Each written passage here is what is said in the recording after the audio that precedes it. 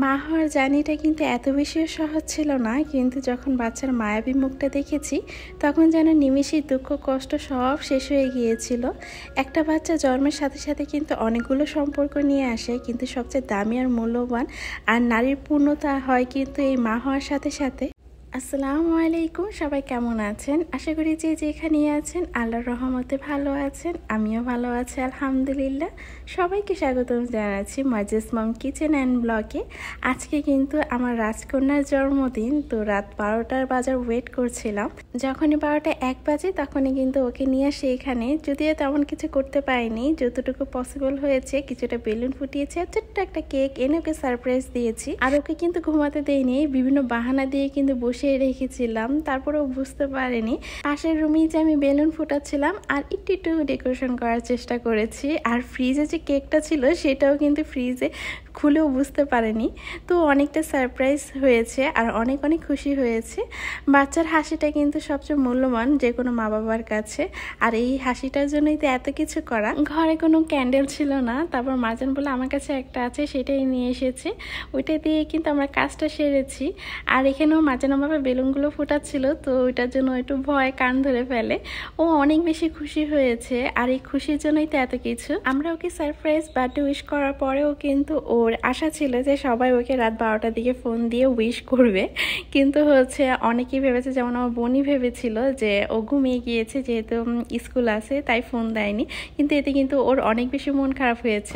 আমি স্প্রেটি করতে পারিনি, মানে বসে বাইরে যাবে, সব সত্যি বাইরে যাবে হাঁটতে, মানে আমি স্প্রেটি করতে পারিনি। আমি জানতাম এরকম কিছু একটা হবে, কিন্তু আমি হচ্ছে এত কিছু হবে যে এটা জানতাম না।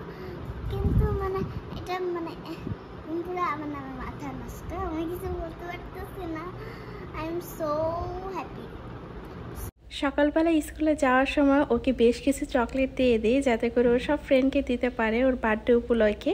যখন সবাই শুনেছে নাকি ওর জন্মদিন, সবাই নাকি ওকে বার্থডে উইশ করতে করতে পাগল হয়ে গিয়েছে। স্কুল থেকে আসার সাথে সাথে কিন্তু সব কিছু বলে, স্কুলে কি হয়েছে, কে কি বলেছে। তো আসার সাথে সাথে কিন্তু বলছে ওর সব ফ্রেন্ডরা নাকি ওকে অনেক উইশ করেছে, আর ও নাকি অনেক বেশি খুশি হয়েছিল। সকালটা কিন্তু খুব ব্যস্ততার মধ্যেই কাটে, ওকে রেডি করানো, টিফিনটা সব কিছু মিলিয়ে। তো ও যাওয়ার পরে কিন্তু ঘরের অবস্থা 12টা বাজা থাকে। যেমন ড্রেসিং টেবিলের সামনে ওর এই যে ক্লিপ বিছানার অবস্থা 12টা বেজে থাকে। তো ওইগুলো কিন্তু ও যাওয়ার পর আমি আস্তে আস্তে করে গুছিয়ে নিই। তো ওকে আনার আগে, ওই স্কুল থেকে আসার আগেই কিন্তু আমি চেষ্টা করি ঘরটা গুছিয়ে ফেলার। আজকে যে শুধু ওর জন্মদিন এমনটা কিন্তু না, আজকের দিনে কিন্তু আমি মা হয়েছিলাম, আর এই জার্নিটা কিন্তু আমার জন্য অনেক বেশি কষ্টদায়ক ছিল। কিন্তু তারপরে দিন শেষে ওকে যখন সুস্থ সবল পেয়েছি আমার কাছে, আমার কোলে, সব কষ্ট কিন্তু নিমেষেই শেষ হয়ে গিয়েছে। আর এই যে ছোট্ট একটা ব্যাগ দেখছেন, এটা কিন্তু মার্জানের। ও কয়েন পেলে সাথে সাথে সেটা কিন্তু জমিয়ে রাখতে অনেক বেশি পছন্দ করে। তো এইভাবে সবগুলো কয়েন এভাবে কিন্তু ড্রেসিং টেবিলের সামনে ওইটা রাখে, ও সরাতে দিবে না, কারণ এটাকে কিছুদিন পর পরই সবগুলো বের করে আমাদের দিয়ে গণাবে যে কত টাকা হয়েছে, কয়টা কয়েন আছে এখানে। আমি কিন্তু প্রথমে বিছানাটাকে গুছিয়ে নিচ্ছি। আমার প্রত্যেকটা রুমের অবস্থা কিন্তু এরকমই থাকে। ঘরটা গুছিয়ে রাখলেও হয় কি, সারা রাত বিড়ালগুলো দৌড়াদৌড়ি করে, খেলাখেলি করে, তো ঘরে পাপোস, কার্পেট, বিছানা সবকিছু এলোমেলোই করেই রাখে ওরা। তো আমাকে উঠেই কিন্তু এগুলো গুছিয়ে নিতে হয়। আমি কিন্তু ইনজেকশন দিতে খুব বেশি ভয় পাই। আমার মনে আছে যে বিয়ের আগে যে 5টা টিকা দেওয়া হয়, তো এটা শেষ টিকাটা হচ্ছে আমার বিয়ের পরের যে ডেট ছিল, তখন আমি আমার মাকে ছাড়া ওই টিকাটা দিতে কোনো রকমই রাজি হইনি। আমার মা আমার পাশে থাকতে হবে, তারপরে আমি টিকাটা দিব। আমি সামান্য একটা ইনজেকশন দিব, সেটাতে আমি এত বেশি ভয় পেতাম। কিন্তু ও যখন আসে তখন কিন্তু কত ইনজেকশনও ঘুতা, কত কিছু সহ্য করতে হয়েছে। কিন্তু দিন শেষে কিন্তু মাথার মধ্যে ওই টেনশনটাই কাজ করছিল যে আমার বাচ্চাটা সুস্থ সবলভাবে দুনিয়াতে আসতে পারবে নাকি, সব কিছু ঠিক থাকবে নাকি। তখন কিন্তু নিজের ওই কষ্টটা আর অনুভব হয় না।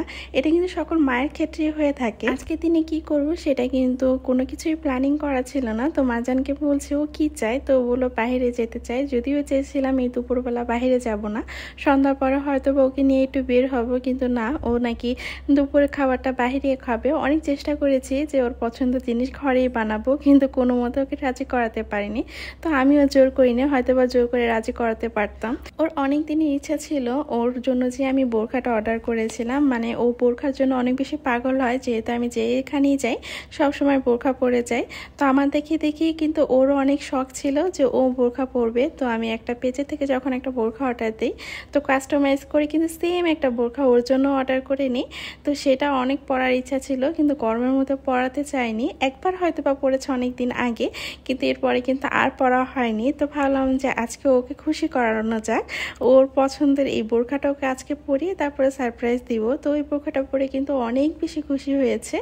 যেই দেখেছে যে আমি ওইটি হিজাবটা সুন্দর করে বেঁধেছি, এটা করেছি সেটা করেছি, আন্টি পরেছি, ও কিন্তু ওর হাতে সুন্দর করে ওর একটা আন্টি পরে নিয়েছে, যেটা ওর বাবা ওকে পরিয়ে দিয়েছে।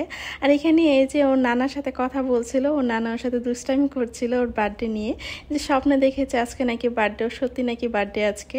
তো দুইজন কিন্তু এখানে খুব হাসাহাসি করছিল। যদিও আমরা কিন্তু দুপুরে খাবারটা খাওয়ার জন্যই বের হচ্ছি, কিন্তু তারপরে কিন্তু অনেক লেট করে বের হয়েছি। বাইরে যে গরম, বের হতে ইচ্ছা করছিল না।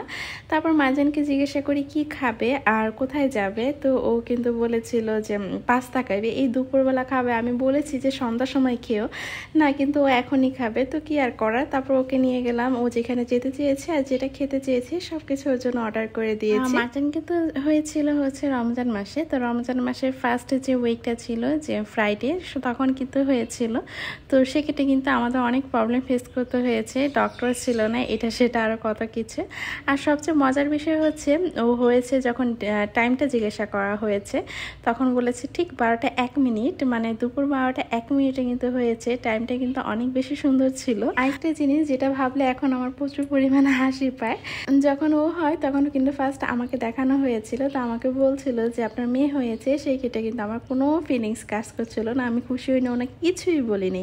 তখন আমার কেন যেন প্রচুর সব কিছু বিরক্ত লাগছিল, যেহেতু আমার সিজার হয়েছে, আমি বেডে শোয়া, তখনও কিন্তু হয়তো বা সেলাই টেলাই কিছু একটা করছিল, তখন আমি খুব বেশি বিরক্ত ফিল করছিলাম।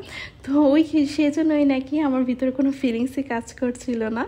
তো হয়তো বা নাচ তখন ভেবেছে যে মেয়ে হয়েছে, এই জন্য হয়তো বা আমি খুশি হইনি, কিন্তু এমনটা না। সবসময় আমি আল্লাহর কাছে দোয়া করেছিলাম যে বাচ্চা ছেলে হোক মেয়ে হোক, এতে আমার কোনো সমস্যা নেই, কিন্তু আমার সুস্থ বাচ্চা দরকার। আর মাজান বাবা কিন্তু সবসময় আল্লাহর কাছে দোয়া করেছে, সে একটা মেয়ে চায়। ছেলে হলেও যে অখুশি এরকম না, সে কিন্তু তার ইচ্ছা ছিল তার প্রথম বাচ্চাটা যাতে মেয়ে হয়। আলহামদুলিল্লাহ, আল্লাহ কিন্তু তার দোয়া কবুল করেছে। আর সেও নাকি যখন ফার্স্ট মাজানকে দেখেছে, সে তার চোখে নাকি অটোমেটিকলি পানি চলে এসেছিল। যখন আমি আমার ফিলিংসের কথা শেয়ার করেছিলাম, তখন তাকে জিজ্ঞাসা করেছিলাম সে তাকে ফার্স্ট, মানে মাজানকে ফার্স্ট দেখার পর কি করেছে। তখন বলল একটা ক্যাবিনে শুধু একা ছিল, যখন নার্স বাচ্চাটাকে ওনার কুলে দেয় তখন নাকি অটোমেটিকলি তার চোখে পানি চলে এসেছে, এটা হচ্ছে খুশির পানি। তো আমার শুনে কিন্তু অনেক বেশি ভালো লেগেছে। ও হওয়ার পর টুকুর টুকুর যে চাউনিটা, সেটা এখন আমার চোখে প্রচুর পরিমাণ ভাসে। এত সুন্দর কিউট, আর হচ্ছে মাশাল্লাহ অনেক মায়াবী চোখ হয়েছিল ওর। হয়েছিল বলতে কি এখনো আছে। প্রত্যেকটা মা বাবার কাছে কিন্তু দুনিয়ার সবচেয়ে সুন্দর বাচ্চা কিন্তু নিজের বাচ্চাটাই হয়ে থাকে। এখানে কিন্তু আমরা কথা বলতে বলতে দুপুরে খাবারটাও খেয়ে ফেলেছি, আর অনেক বেশি ক্ষুধা লেগেছিল, তো খাবারটা বেশ ভালো লেগেছে। তারপরে আমরা চলে আসি পদ্মার পাড়। আর এই জায়গাটা আমরা আগে আসিনি, এই পুরো রাজশাহী ঘিরেই কিন্তু পদ্মার পাড়, কিন্তু এটা হচ্ছে মুক্তমঞ্চের একদম শেষ প্রান্ত, তো একদম কাছ থেকে পানিটা দেখা যাচ্ছিল। মারজান কিন্তু খুব বেশি এনজয় করেছে, ও সুন্দর করে পাটা কিন্তু ভিজিয়ে নিয়েছিল। চেয়েছিলাম আরো একটু ঘুরবো, কিন্তু বাইরে এত পরিমাণ গরম, রোদটা ওরকম ছিল না, কিন্তু প্রচুর পরিমাণ একটা ভাবসা গরম, তো থাকা যাচ্ছিল না। মারজানও কিন্তু প্রচুর পরিমাণ টায়ার্ড হয়ে গিয়েছিল। তো আমরা অল্প কিছুক্ষণ ঘোরার পরে এরপরে আমরা কিন্তু পদ্মা গার্ডেনে গিয়েছিলাম, তো সেখানে কিন্তু একটু ঘোরাঘুরি করি, তারপর আমরা বাসায় চলে আসি। তো আজকের ভিডিওটা কিন্তু এই পর্যন্তই। আপনাদের কাছ থেকে এখান থেকে বিদায় নিয়ে নিচ্ছি। সবাই আমার মারজানের জন্য কিন্তু দোয়া করবেন, আল্লাহ যেন ওকে সুস্থ সবল আর একজন ভালো মানুষ হিসাবে যাতে বড় হতে পারে। আর ভিডিওটা ভালো লাগে প্লিজ একটা লাইক দিয়ে যাবেন, আর কমেন্টস করে জানাবেন কেমন লেগেছে। ধন্যবাদ। আসসালামু আলাইকুম, আল্লাহ হাফেজ। সবাই ভালো থাকবেন আর আমাদের জন্য দোয়া করবেন।